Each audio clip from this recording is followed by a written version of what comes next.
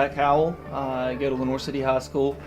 I've lived in Lenore City for 10 years. A while back I got into some trouble and I got arrested and I was at an all-time low in my life, and I had some guys step into my life and show me what was important, that I didn't need to just be in school just hanging out with people, and it turned my life around, and they brought me into church and I found God, and that's completely, it turned my life around, and I realized what I needed to do to become successful in life. My mom brought it up to me one day, and she said that she thought it would be good if I didn't want to get a job or anything, to find somewhere to volunteer at.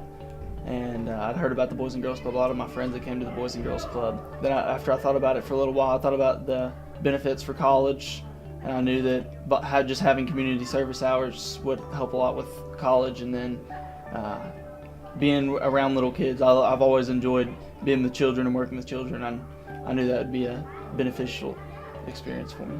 Over this past summer, I got asked to do a job through a grant to do junior staffing, and it was a 40-hour-a-week job. I got to come in and I had to work it around football schedule, but I got to come in and work with the kids every day, and we had a thing where we had a mentor and a mentee, and we'd go around with kids and just spend the entire day with that kid. And even to this day, after we're done doing that over the summer, I still have my mentee come up to me and say, "Hey Zach, will you still be my mentor?" And I'm like, "Yeah, definitely." It's just having that experience with all these children here and knowing that I'm making an impact on their lives is amazing.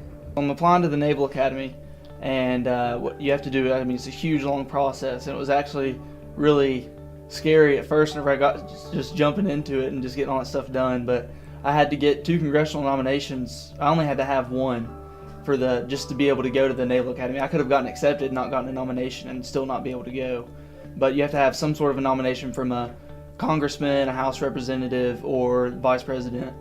And so I applied for 3. I applied to Bob Corker, John Duncan, and Lamar Alexander.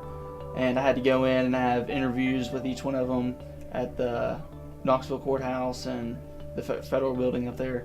I met with all of their chief of staffs and had interviews there, and so I waited a while, and then actually I've gotten 2 nominations from that. Also, it's a great educational system, and the benefits, I'll have the benefits for life, and the experience while I'm there. I've always wanted to do some sort of military. My grandfather was in the Navy, and my uncle was in the Navy as well, so I look up to both of those figures, and I just kind of want to be like them. I've been kind of debating on whether or not once I get there if I'd want to stay in it, because you only have a 5-year commitment after you're there and you graduated the school. You only have a 5-year commitment with the Navy after that, and after that you can just leave and do what you want to do with your degree that you obtain while you're there, or you can stay in the military and further your abilities.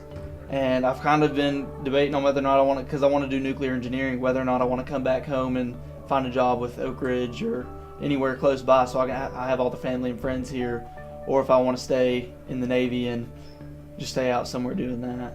So it's kind of, other than that, I'd love doing something like that.